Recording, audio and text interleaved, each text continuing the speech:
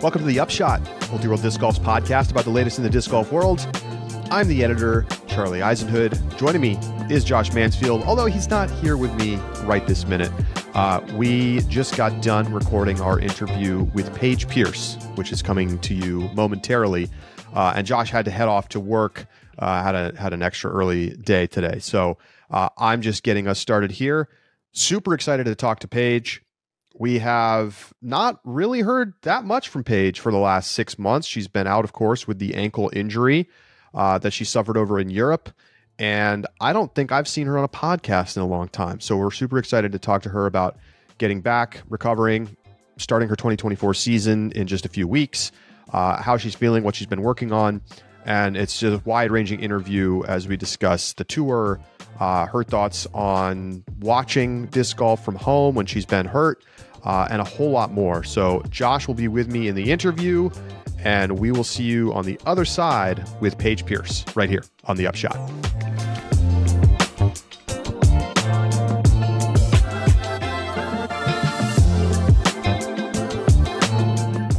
The Upshot is presented by Pound Disc Golf, makers of the best bags in the sport.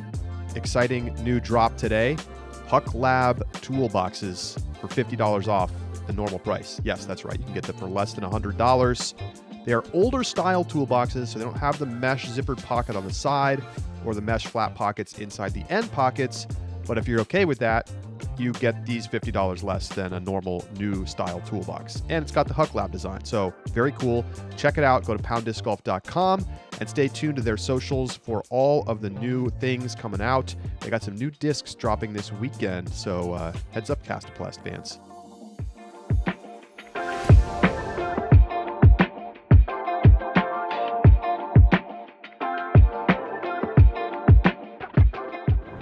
Joining us now on the Upshot is five-time world champion Paige Pierce. Paige, great to have you back on the program. How are you? Yeah, good. It makes me feel like the season is very close, so it's good to be back. Congratulations, first of all, on getting married. The pictures looked awesome. How was the wedding?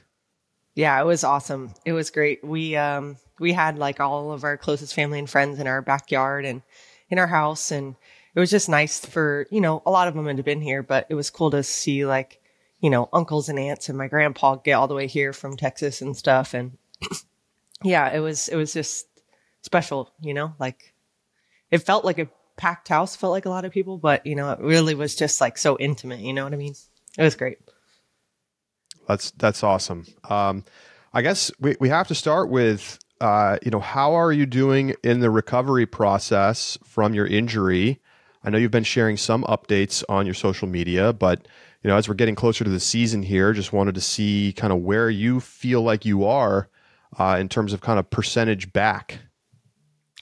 Yeah, it's like the beginning of February, and I'm throwing like 380 about, and I would say like on a golf line before I was probably around 420 to 440 ish. At OTB Open when there's not as many trees, I was getting like 440 on just like pure distance. But, so yeah, I've got back. I mean, when I first started throwing again, I was like 250. So, even though 380 is like, dramatically less than I was throwing, it still feels like big progress. So, and 380, like, especially with the FPO holes, like that should suit me pretty well, but I hope to get even a little bit more distance in the coming weeks here. But, yeah, my putt feels good. Upshots are good. My sidearm feels really good. I've been working on that a lot. Even before I was like able to do run-ups, I was just throwing a lot of standstill sidearms. So my angle control and everything feels really good on that too. So overall, I would say I'm happy with where I'm at and, excited that there's hopefully more growth ahead of me too. Are you still doing therapy for your leg in terms of pain? Are you pretty pain free at this point? Vis-a-vis that injury. Yeah. In terms of pain, I don't know. It's like, I would say 80% of the time I'm not in pain. And that seems pretty good, but you never know when the 20% is coming. So that's a little bit nerve wracking for me. And I've noticed the most is when I sit down for 10 minutes. If it's 20 minutes, I'm going to be more sore than I was if I sat down for 2 minutes. So, in terms of disc golf, I've been thinking a lot about backups and not sitting down. That's inevitable. We get backups. So instead of just sitting down and taking a break off my feet, just staying in the golf mode, kind of walking back and forth and keeping my leg, activated. And, I think the most pain I feel is that. I also feel pain, sometimes like if my shoe or even weirdly my sock hits my outside ankle bone just right, it like shoots a little, I don't know, like a nerve ending or something. I'm not really sure, but it shoots like a little pain up there. So I have to like adjust my sock all the time, which is like, it's just a piece of cotton cloth. I'm not sure how that hurts so bad, but just like little things that I'm noticing. Also, when it's colder or rainy, I'm feeling a little bit of, I would say sensitivity is the word. Like, I don't know. I'm not wincing over in pain, but sometimes, it's just more noticeable, and that brings in worry, I think coming back from an injury like this, part of what you have to get over is the psychological impact of like, do I trust my leg? Do I trust my ankle when I do need to throw a hard drive? Like, how has that part been? Like, do you feel like you trust your leg now, or is it you're still getting back? I think that's why I'm not throwing far, because I'm not trying. Like, I am in a way, but I'm not pushing off that back. It was my left leg.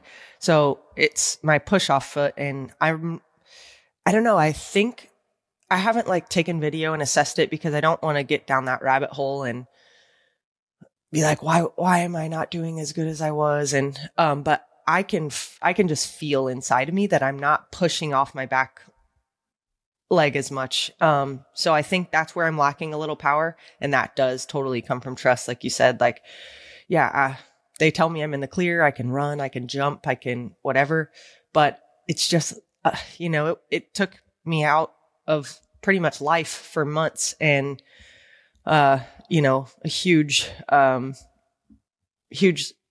affected, our finances and stuff as well. So it's scary. And I used to not be the type of person.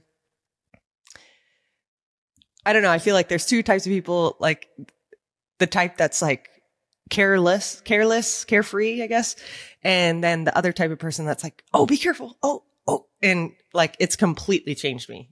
I just felt so free running around, jumping, doing this. And now like, any little thing, I'm like, oh, careful. There's something right there on the ground. Like, I'm just so aware, and I think it's good to a certain extent, but it's also like I'm worrying about stuff that I don't need to be. But short answer, yes, psychologically is huge. I can't remember a time that you've been out for an extended period of time with an injury like this. Now, obviously, you've been disc golfing a long time. So I only came in 2016 to follow the sport. So is this the longest hiatus you've had from competitive professional play? Yeah, definitely. I remember I twisted or like rolled my ankle at the Blue Mountain Championships, probably around that time, 2016, 2015. But I actually still finished the event. I think I took the next weekend off. I had a fall and like landed on my wrist, and I skipped that event. But it would maybe be one event. This was my first time ever in the hospital, my first time breaking a bone, first time under anesthesia, first time getting like an IV. So yeah, definitely the longest I've been away from disc golf for sure. And then the off season came, and then it was like, okay, I think I'm almost better to play. Mm-hmm. And then the off season comes. So there was some pros and cons in that. Cause I was texting with Jeff Spring, and he's like, hey, are you going to play the tour championship? And I had just like started trying to throw standstills that week, or like the week before that. And I'm like, it is in the woods, and it's a lot of like low speed shots, but I'm like, yeah, let's come back for the biggest event of the year. So it was like, I wanted to, but yeah, it was like, okay, I guess I need to take this off season and like really get after it. So there are times when we've seen injuries force players to change their games. I think the most notable examples of this are like Simon and Eagle. Simon has talked about how he throws different lines because of his elbow injury and he wants to be more conservative with it. Eagle moves away from the forehand and doesn't rely on that nearly as much. And then I even think of like Paul Ulibarri, who I think 2 years ago dropped out of a tournament because of slick tee pads after the first round because he wanted to, protect that knee. I think yours is a touch different because it was a freak accident as opposed to like a throwing injury or one that came from playing. But have you noticed an evolution in your game, or have you made decisions about how you're going to change your game for this season to adapt around your injury? Yeah, great question. Instantly it feels like exciting to hear you say that, because when I think of Eagle's game, he's like, it's different, but now he has a 400-foot lefty shot. Simon, he's not throwing as crazy of lines, or maybe not as often, but he's more consistent, and he won 5 times on the Pro Tour. And, same with Yuli, his stats have dramatically increased. So maybe it was like something that I weirdly needed to refine like other parts of my game. I definitely wouldn't have been working on my sidearm as much. I think the one negative still at this moment, like beginning of February, is jump putting. I'm getting back to jump putting, but it's again psychological because it shouldn't be an issue, but I'm just thinking about it so much. And instead of just laser focus on the chains, and how I want my putter to come out, I'm scanning the ground. I'm looking, I'm like, okay, when you just make sure you land on your right foot, make sure you land on your right foot. And that's my last thought before I let the putter go, instead of chains and chains only. But everything else, honestly, I do feel like my putt has gotten better. I think I can't say that my drives have gotten better because I've lost distance, but I really do think that I've learned my bag better. Because I don't have that power. I'm really working on like slower speed releases and how to get the disc to flip up, and what angles and stuff. So I took all the drivers out of my bag for the last few months, and so my mid-range and fairway driver game is like, I think, tighter than it's ever been. So now I have, I think, 18 days or something to get into the drivers. I've been throwing the drivers for about 10 days now, but yeah. So how does coming back, how do you look at the expectations for yourself for this season? I mean, obviously in the past it's been, I want to win all the majors. I want to be the best player on earth. Yeah. And, it can be a little difficult, maybe, especially with the level that Kristin's been playing at the last 2 seasons, to maybe see yourself in that spot right now. But how do you look at it? Are you trying to go win multiple tournaments, or is it more like just stay healthy? Totally. I think it's kind of a loaded question because there's so much going into the first event of the season, right? Like, yeah, my injury, but also everyone else is coming off of an off season as well. And it's like, how burnt out were they coming off the season? And did they really take practicing and everything seriously? Were they in a location with Kristin, for example? She's got snow everywhere, like how, not necessarily how often did she practice, but how good was the practice? And then, like, I think that the excitement level for me is high. So even though I might be skill wise behind where I want to be, I think that will kind of get me up to an advantage. Not I'm in the advantage, but it'll help me. And what was the other point I was going to make? Just that with Waco coming up, or sorry about that, Florida Open. Chess.com invitational. If you will. Whatever. It's I know. Yeah. Throw down the mountain, chess.com. Yeah.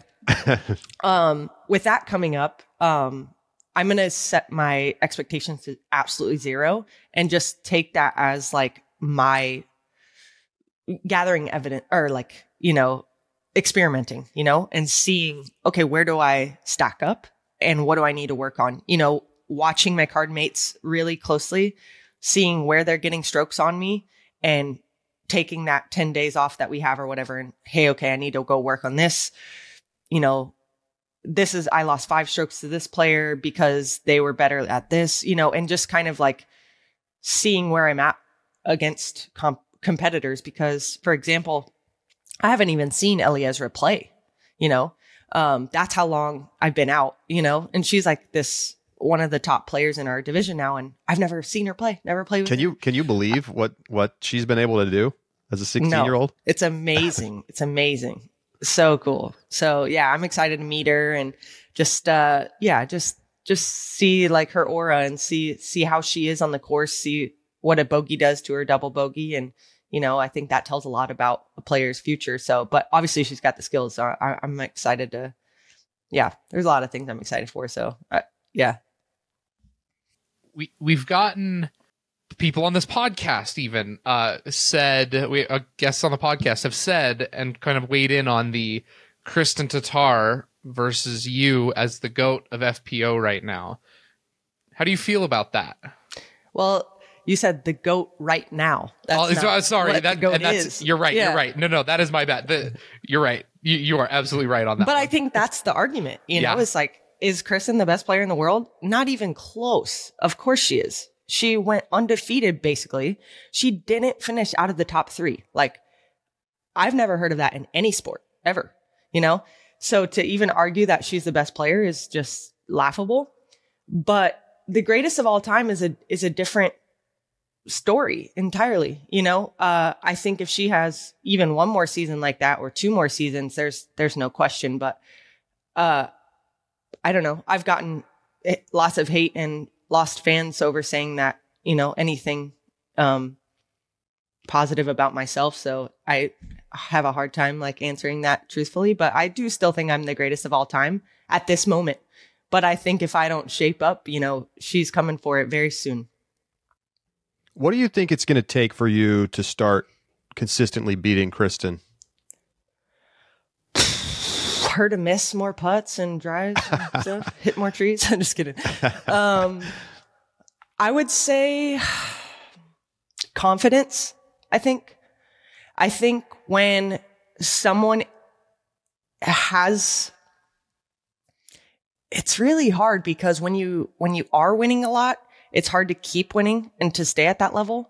But at the same time, it's easier to keep winning because everyone thinks of themselves as inferior to you. And if your competitors don't think they can beat you, they're probably not going to beat you.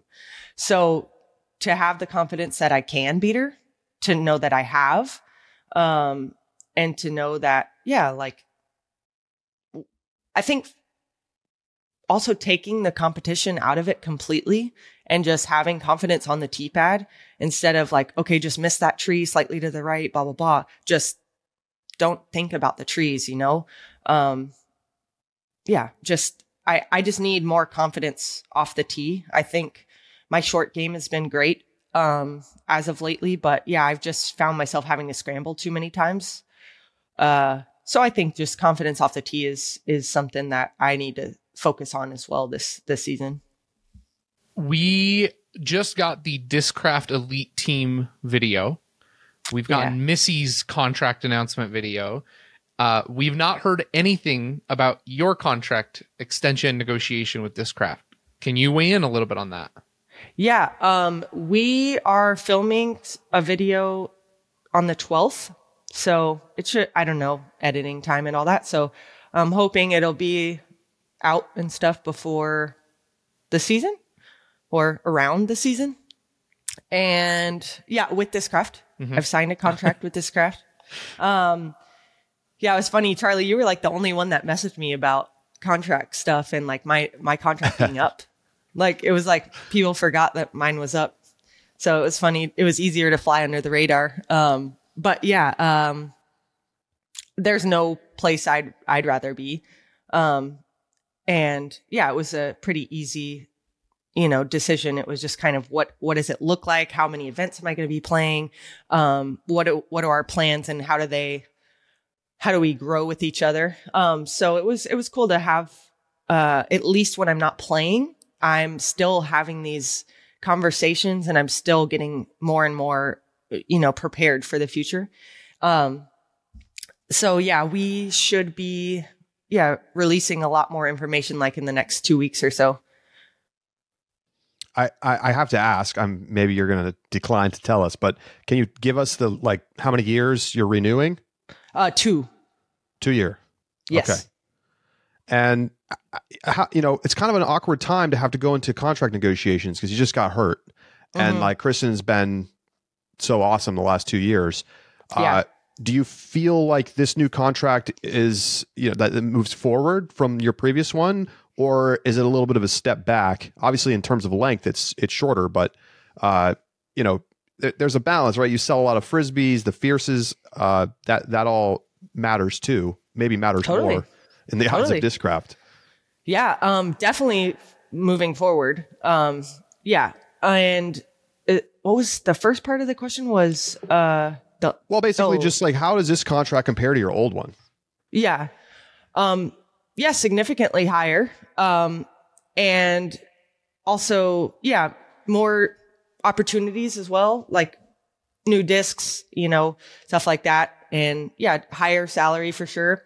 And I think also that 2 years, that was kind of something that we talked about a lot, was the timeline on it. And for a while we were thinking about a 1 year because we need to see what's going to happen, right? How my ankle is going to respond.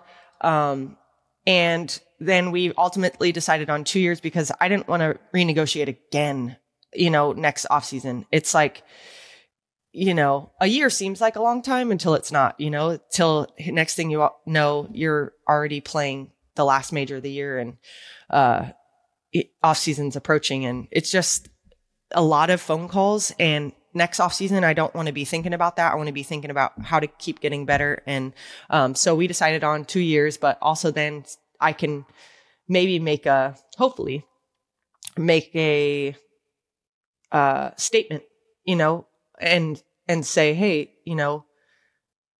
don't forget about me in that GOAT race, or, and hopefully, set myself up for an even better contract. So yeah, it was a lot of conversations, a lot about the length, a lot about, everything really. It was extensive. So it was great. Can you give us any details on expected value of said contract? I think that might be something that we're waiting for the video. So I'm going to wait because I'm not sure. Okay. Let me ask a follow-up then that maybe isn't a part of the video. Let's imagine your play for the past year and a half, right? And pretend we continued without the injury. If you were to play around that level, what percentage of your contract is a guaranteed base versus performance incentives, right? So assuming several wins. Yeah. Well, I think there's a third category that you didn't mention, which is just, sales. Disc sales. Yep. So I think sales are, I would say, you're asking over the last 2 years. So if you take sales numbers, your performance for the past 2 years, apply it to your contract today.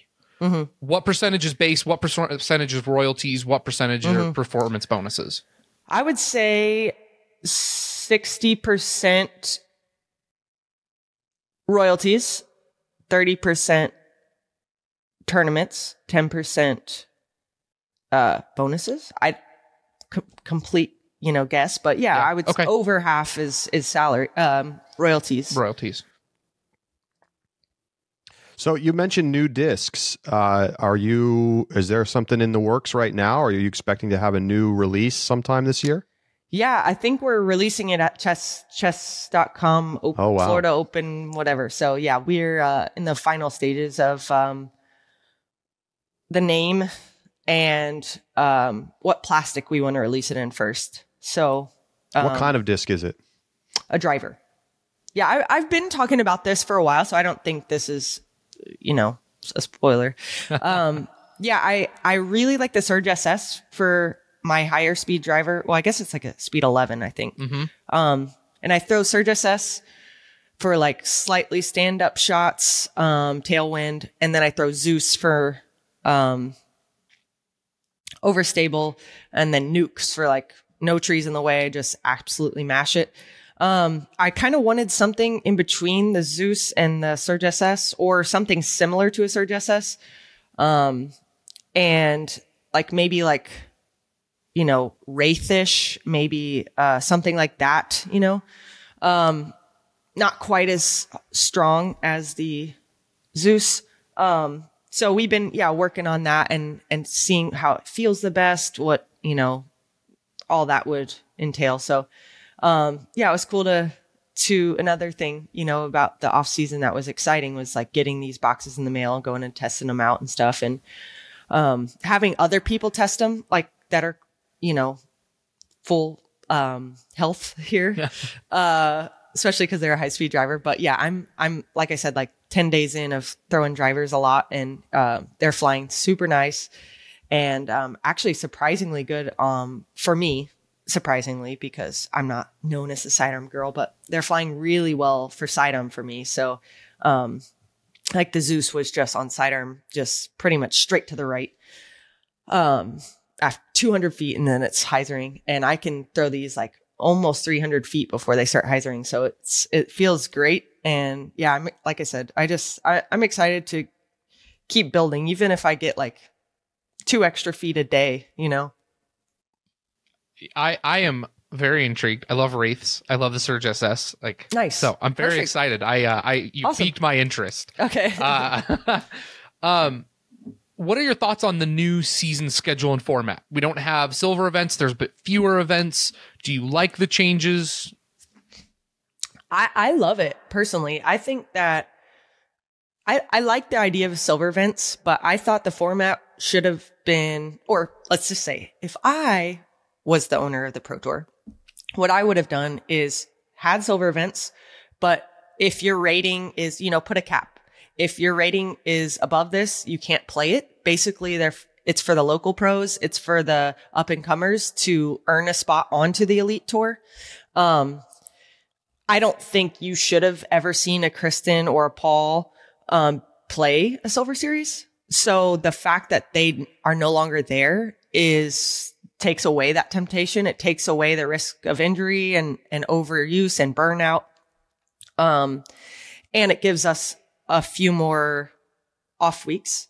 But it's still like a really full schedule. Like I'm not playing 5 of the Elite Series. I decided not to play 5 of them, and I still have 19 on my schedule, which is kind of crazy. Like, so they've added quite a bit more. So, but yeah, I specifically chose to skip a few of them where we already had an off week either after it or before it, so that I could have 2 weeks in a row to like go home, recharge, reset.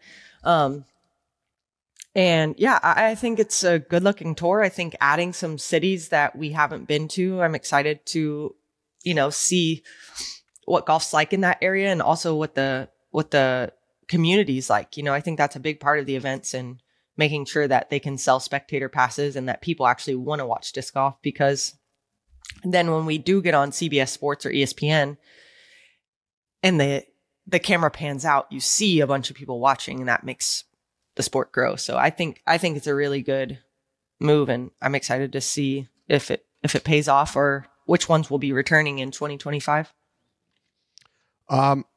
There's been some discussion, even at the PDGA level, about Throw Pink potentially becoming a major. How would you feel about having a 5th FPO major, assuming that they keep U.S. Women's? Wow. Okay. Is that what the talk is? I don't know. Okay. we had Doug Bjerkes on, and he said that they're discussing Throw Pink, and that was in the board minutes notes. It's not clear that there's an idea about replacing U.S. Women's, which I would be surprised by, honestly, or adding it as a 5th major. Yeah, I would be surprised, because if they added a 5th major, because then they would also probably need to add a male major, and to find another tournament director to hold another major and another open weekend to hold it on. That seems like a tall task. I wouldn't be surprised at all if Throw Pink was just U.S. Women's now. I think that would set up great. I think that would also you would like that. I think so. I think it would also alleviate a lot of the stress of trying to find a place to host it every year and go with a new tournament crew. And well, they're not just a new crew. It's, to win a bid for a major, you have to be an established crew. But, that way, what the course looks like, everything. You don't have to send PDJ employees and fly them out and check the course out and do all this. I think it would just be more fluid. I think it would add some, like history, the Australian Open just happened in tennis, and it's like they've been playing at the same court for all these years, and we talk about that with Winthrop and US DGC for the men, and we're already kind of doing that with the women. It was the weirdest thing ever this year. Yeah, commentating that tournament and having to be like, as a major event, throw pink, blah blah weird. blah. Like it's super really weird because it's technically just an A tier, but obviously nobody feels like that. And the competition level was amazing this season. Yeah. Well, the competition's always that high, and true. As far as the spectators, that's because there is a major also happening. And also it's in the greater Charlotte areas. And that's one of the biggest communities of disc golfers. And then is JP still the tournament director, Jonathan Poole? I think he is. Of the overall event, yes. Okay. I believe he's not technically the TD of Throw Pink. Okay. But he's the kind of the event Sarah overseer. Nicholson. Right. Yeah. Well, anyway, forgive me if I say the wrong person's name, but whoever is in charge of like doing the whole like shakedown street kind of thing, like with all the vendors and that makes an event feel like a major right there. Like, I don't care if it's a B tier. If you have 4 food trucks and, people coming out with tents, setting up booths, that adds a huge level. And then as well as like the sitting areas, like by hole 7 and all those things, those really, really add just visually. So it makes it an event that you like feel privileged to come either play or spectate or whatever, like volunteer at. Like you walk in and you're like, wow, this is something special in the air. And so I think that's why the Throw Pink, and like when you're commentating, it's like it feels like a major because like when you pull into the grounds, nobody's joking around, and people are over there warming up 2 hours before their tee time in the fog and the mist. It's cool. I think they should do that personally. I think it would be well received by everyone and yeah, successful. Interesting note that I think Charlie has mentioned on the show before. The PGA has 4 majors, but the LPGA has 5 majors. Really? Yes, that is true. Interesting. Well, yeah, interesting. It could happen. I mean that would even be closer follow that model. Yeah. Who do you think is an FPO player that could get a surprise win on tour this season? Surprise win. Haven't won before? Yeah. Or maybe makes like a big step up and if you want to do resurgence. Oh, right? Easy. Ella. Oh, okay. Yeah. Yeah. Ella hasn't won? Yeah. She's like, I feel like she has. Like at first I was like, how the hell am I going to? Yeah, Ella. For sure. For sure. I think that was our pick too in a mailbag. Yeah. One of the themes last year when you were at the press conferences, which I'm sure become tedious for you, unfortunately, but there was a lot of talk about how are you feeling, like what's your mental state in the game, and there was a lot of times where you seemed to be suggesting that like there were things bigger than disc golf, that maybe you didn't have quite the same drive, but then you also came on and you said and kind of clarified, and you're like, I still really want to win. Don't get me wrong. But I'm curious now that you've had some time away, like reflecting on 2023 and how you feel now, has this renewed some energy for you towards wanting to compete, or has that stayed at the same level? Yeah. It's hard to answer because it's hard to answer in my head even. Because I do want to win. Like, more than anything, I want to prove to myself that I am capable, that all this, first and foremost, like this life choice I've made is the right decision, and that, I mean, what we all want as human beings, like when you set your mind to something that you can do it, you can accomplish it. And, some days it seems like this minuscule thing. It's like, okay, I'm throwing Frisbees in the woods. Who cares if I win or not? Like, I'm having fun. I'm living my dream. I don't need to win, and then other days it's like, if I don't win, I just want to sit in my van and close the door and not even get out when I hear my friends laughing outside, So it's like, this will be my 15th season on the road. And it's just, if I took, and what did I say? I'm playing like 20 events a year. If I took every single loss, like it was the end of my life, it would just be, I mean, I can't imagine if I would have kept going like that. I don't know where I would have been. Actually, there was a time period where I was thinking about moving to Hawaii and changing my name and just being a waitress, just didn't want people looking at me. I didn't want any pressure of anything. I mean, a waitress probably still has pressure, like you definitely better make sure you get that customer's food right. But, like just the sentiment is just like, it's just a lot that can weigh on you if you let it. So was that, just to ask, was that right after when you went to Hawaii on vacation after the Texas swing where you didn't get 1,000 rated? Yes. Yeah. Yes. Oh yeah. I was there and I was like, man, this is amazing. Go to the beach in the morning. On the way home, there's a guy selling tuna, fresh caught tuna on the side. Yeah, it was amazing, but the grass is always greener, right? But I think my lesson that I learned was how to be alone, how to like self-soothe, and how to not put so much pressure on it, which is kind of crazy because like it's my job and it's gonna be the financial future for my kids. And so there is a part of it that it's like, okay, I have to win. I have to do this. And also it was around the same time that my little brother, he just turned 16. So it's right around the time where he's like, I mean, that was 2 years ago. So he was 14. It was right around the time where he's going into high school. He needs to start thinking about what he wants to do for a living. My dad is, telling him, it doesn't matter what you do. I don't care what you do. Just win.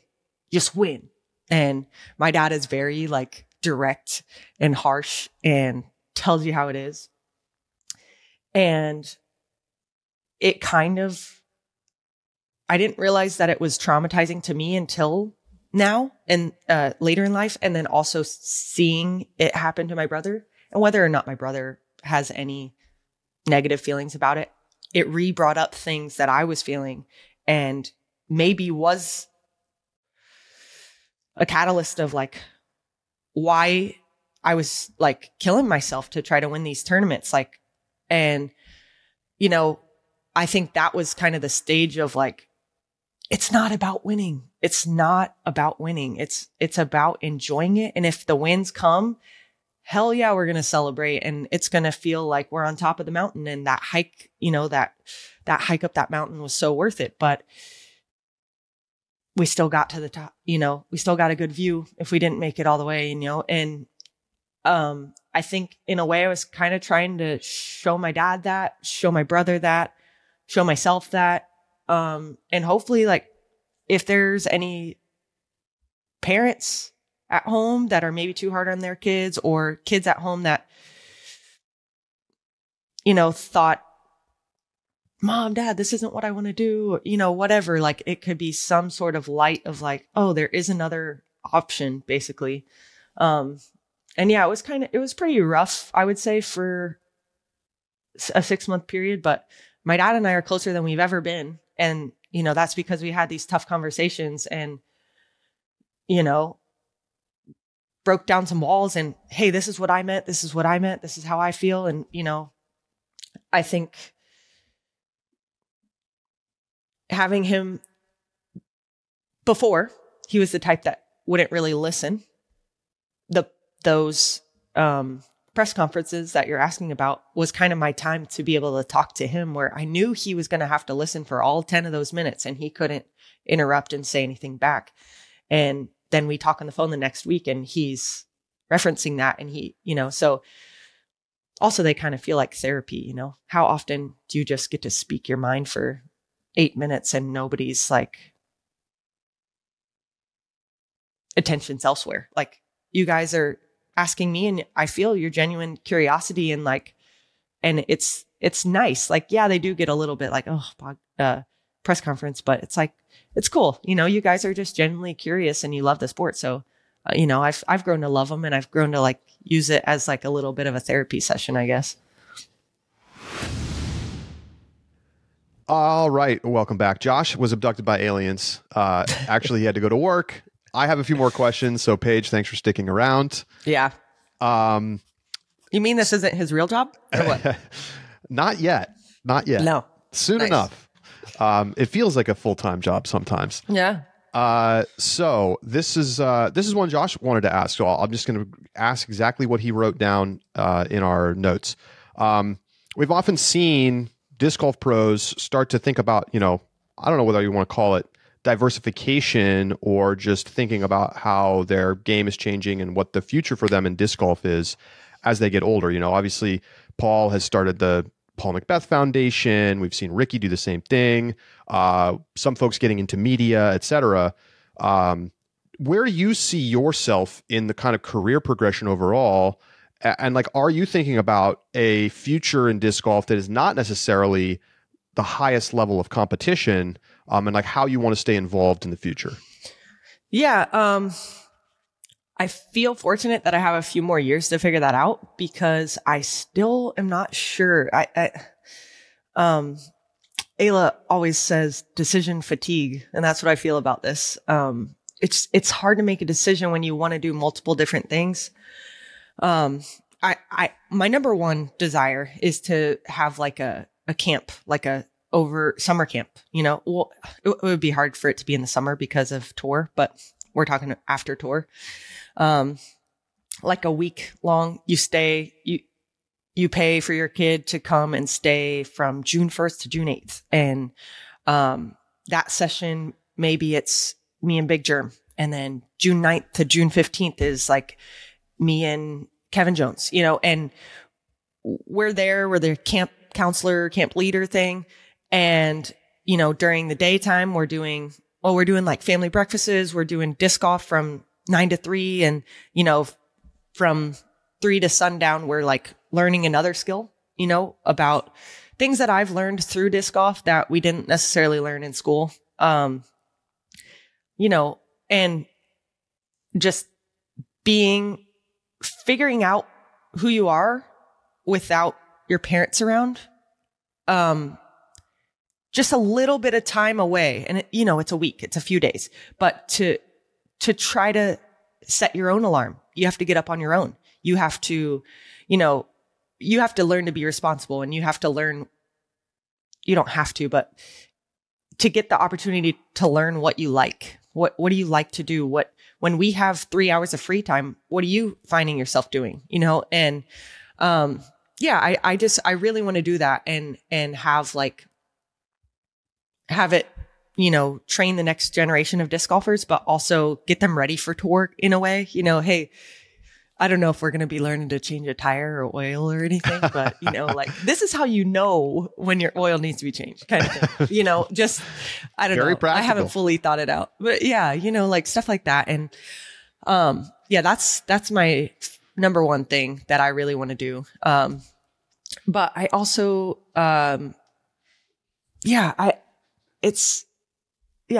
think that there's nothing like this yet. We're getting caddies that are regular now, but I think it would be really cool to start getting like coaches, not just caddies, but someone that's again, watching the Australian Open and all the tennis content on Netflix, like after the match or the round's over, they go to the locker room and the coach is like, okay, first of all, it's like a mental help thing, but also then it's like, addressing like an actual thing and knowing, hey, it's not Charlie or anyone from the media saying, hey, your hyzers look terrible today. It's someone who's on your team, and them saying the same thing that you maybe say would be taken differently because they're on your team, and it's like, hey, let's go work on your hyzers before tomorrow's match, whatever. I think that's something that I would like to do as well. And still be able to, like, even if I'm not playing at the top level, to be in that, like, the air. We were talking about it at Throw Pink and Winthrop. It's like, even just being on the grounds and like feeling the silence, collective silence, and just feeling how important a shot is, even if you're not the one throwing it. It would be cool to still be around that, So, yeah, those are some things I'm thinking of. I also do, of course, want to do a foundation, but that one's really tough for me because there's a lot of things that for starters, mine wouldn't be like putting disc golf courses in. I love what Paul's doing. But I don't think that's my vision. I would like to help him grow more courses, but for me, it's more helping like humans that are maybe underprivileged or underserved or looked down upon. I think of like homeless people,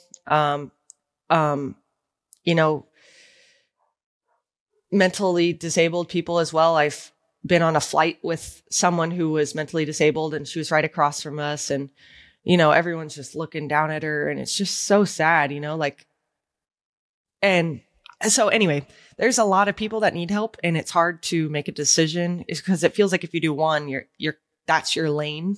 How could you do a foundation with just a general arcing, like anyone that needs help? So, I mean, again, also could use a coach of some sort to help me figure out those things, because I don't know anything about a foundation and building a foundation, where the first steps are.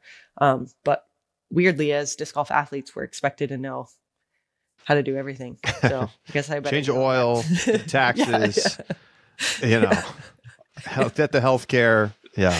Be your own PR, learn what not to say. Oh yeah. Yeah. Yeah. I'm curious, like, I'm sure you watched a lot of, well, I guess I'm not sure. Did you watch a lot of disc golf while you were off? Live disc golf, I love. Okay. I don't, but actually, I think it's safe to say 0% of the time do I watch post-produced. You're weighing in on the post-production versus live debate. I want to feel it in the moment. I want to, I want to be there, and I watched every minute of live disc golf, MPO, FPO, whether I was fully focused on the screen or not, it was streaming. I was gaining up those views on there. And that's just where the excitement is. It is a little bit long-winded, but I think it's cool. There's a lot, and I think I'm not just saying this because you're here, but I think you do a really good job at like filling that, the down space, and I think that's a good opportunity to bring in facts or little tidbits, like what you said about the LPGA and them having 5 majors, like stuff like that, little things like that. And it makes those hours seem like you're hanging with a friend and you're getting this excitement, and it flies by. Thank you. I appreciate that. Try to make it interesting over the course of many hours. Yeah. So I'm curious, what did you notice watching all that live? Because when you're playing, you probably aren't even going back and watching too much of it.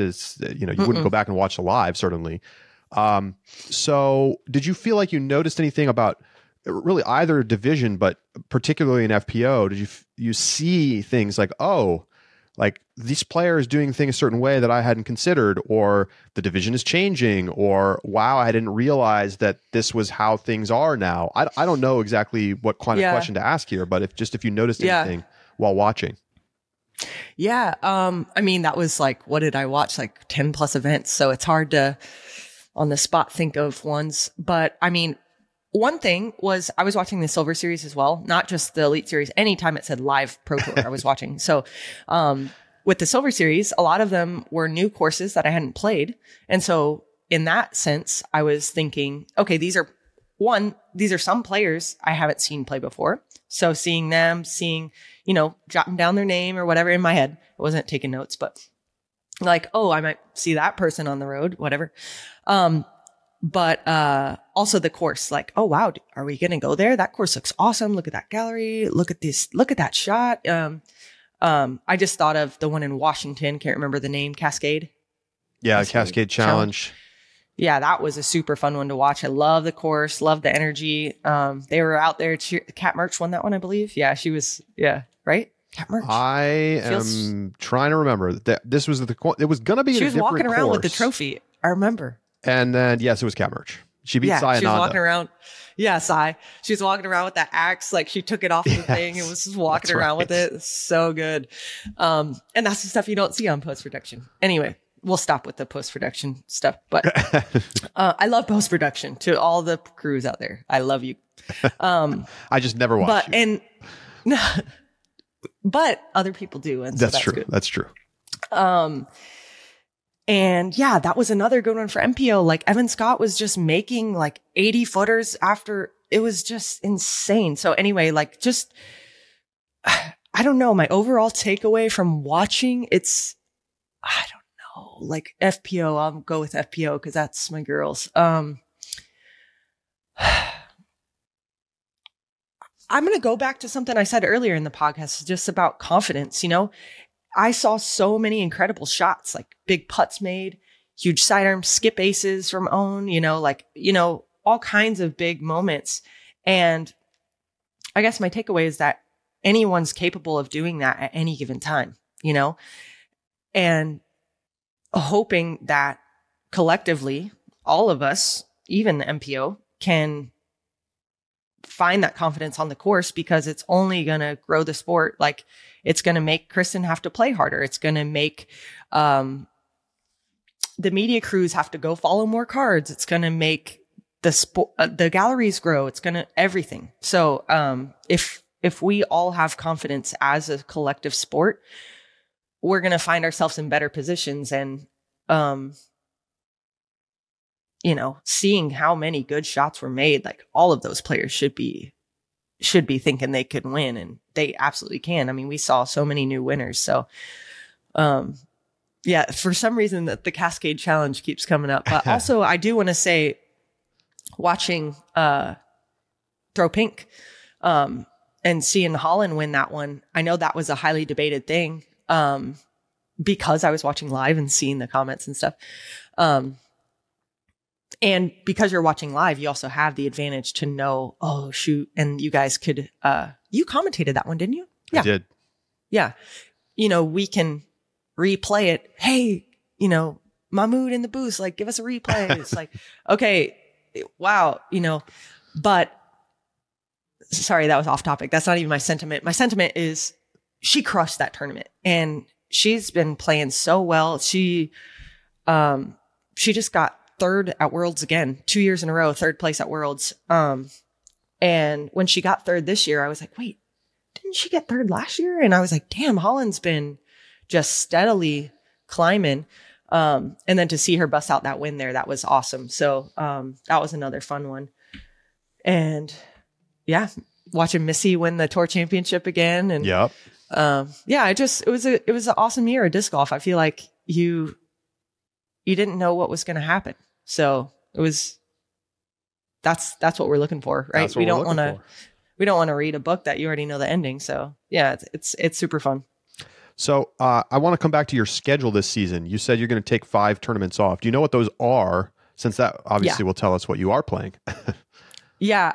I'm skipping Des Moines, and all of these are like I love Des Moines. I love the course, love the crew. They're killing it out there. But yeah, it's just, like I said, just schedule based. If we had another off week after or before, Des Moines, I'm not playing.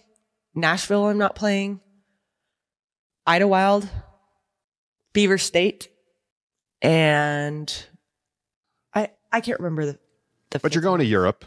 Oh, Texas States. I'm not playing Texas States either. Yeah. Yes, I'm going to Europe. Yep. I'll be at European Open for sure. I haven't decided on Oslo yet. If it was back at PCS, I would 100% be there.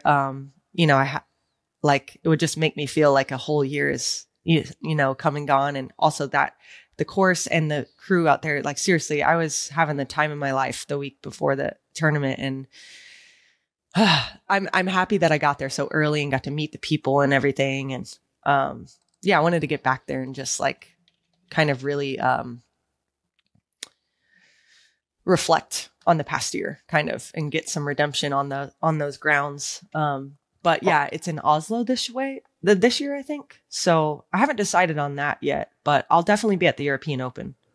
Are you upset about the injury? Like, do you feel like the bridge was unsafe, or that, obviously they made changes to it after you got hurt, but yeah, like, are you mad about it, or do you feel like it was just a freak accident? I think there was a time where I was mad, that I think I've felt every human actually the 6 because stages of my new disc.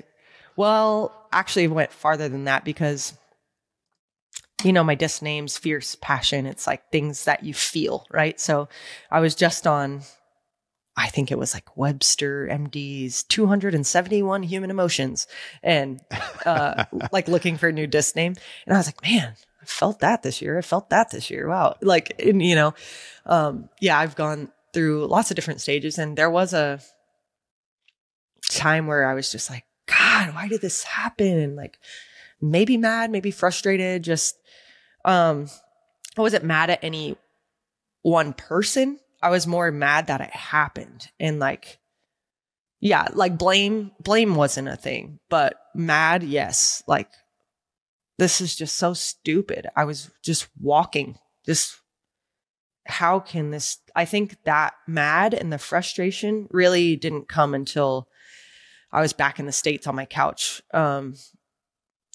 Still not able to walk or put any pressure on it. And it's just like, wow, this is real. I just changed my flight home. Here I am watching European Open, another one.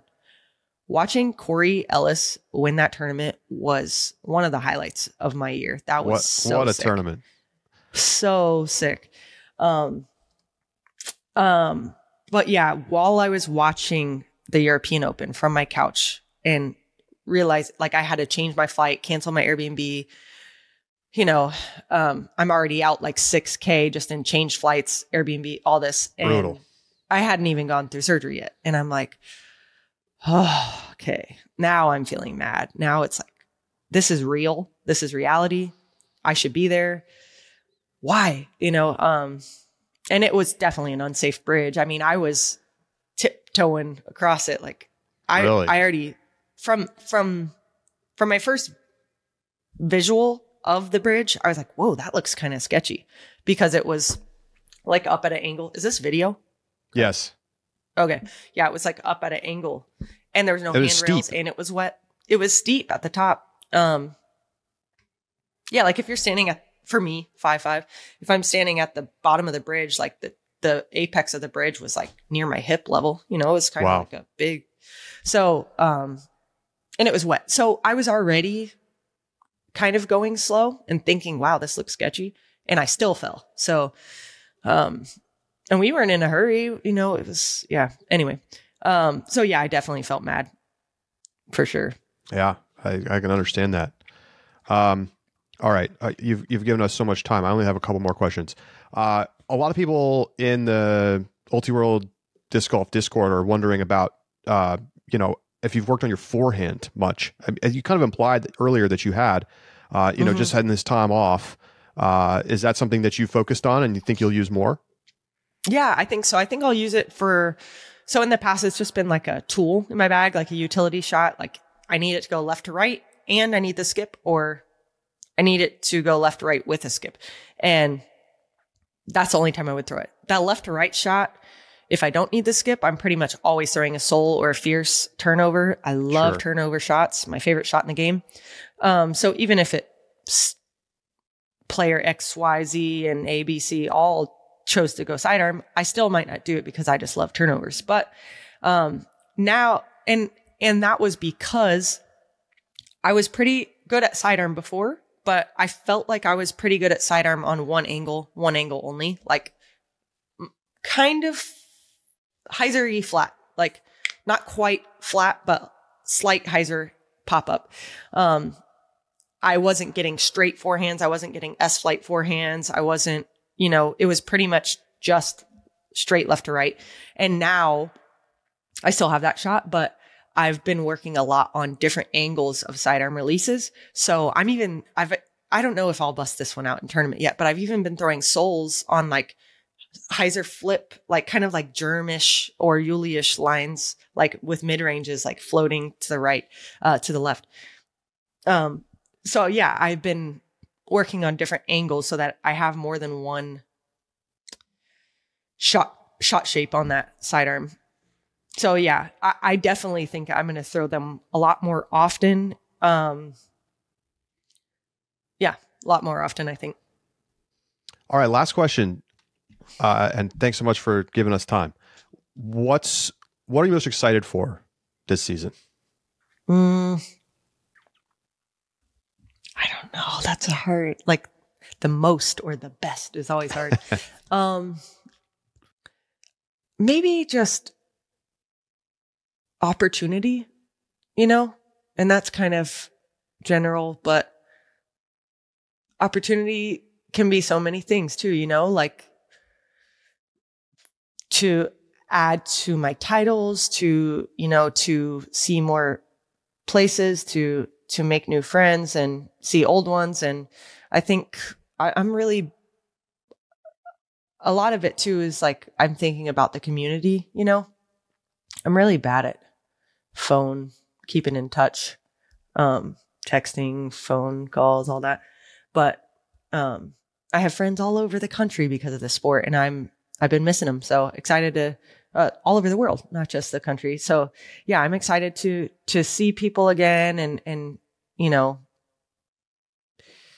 talk about disc golf for an hour and not be bored of it. With Ayla is great. I can talk about disc golf as much as I want, but it's different when like somebody shares that passion and you're just going back and forth. So I'm looking forward to that. Like, not just the, hey, how did your round go? But talking about literally holes 1 through 18, and just like really sitting down and hammering out like what the day was like. And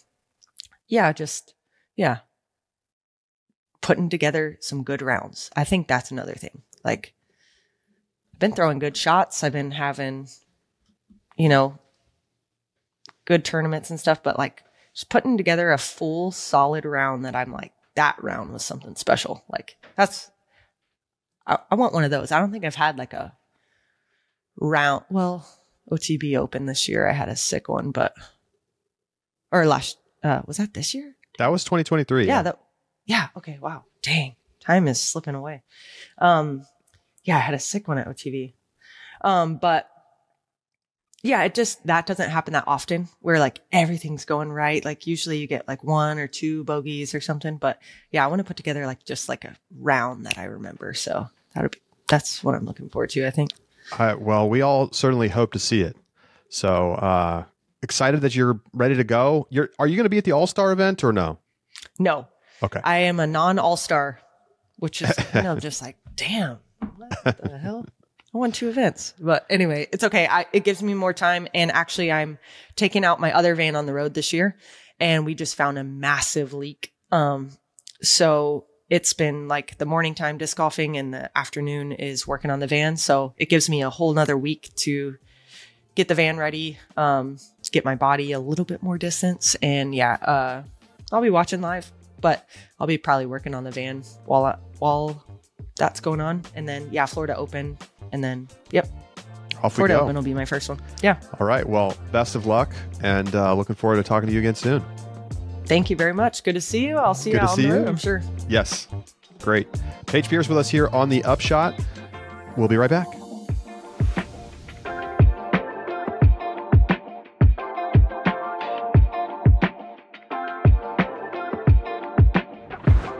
Welcome back to the Upshot. Josh and I are going to discuss this Paige Pierce interview in more detail in our subscriber bonus segment, Inside the Circle, that you can listen to with any level of an Ultiworld Disc Golf subscription. starting at less than $4 a month. Go over to discgolf.ultiworld.com/subscribe to join us. Get inside the Discord where you can ask questions that we ask in these interviews. We have so many exciting shows coming up over the next few weeks as we get ready for the season. I'm not even going to spoil them. We're going to have some awesome surprises coming up. So thanks for being with us. Thanks for listening. Give us a review on your favorite podcasting app of choice, iTunes, Spotify, wherever you are, and tell a friend who you think might enjoy the Upshot. We're always trying to grow the audience here. You can always reach us, upshot@ultiworld.com. Josh and I will be back with you next Tuesday or Inside the Circle as we discuss this Paige Pierce interview and what we might see in the upcoming FPO season with our subscribers. Talk to you next time.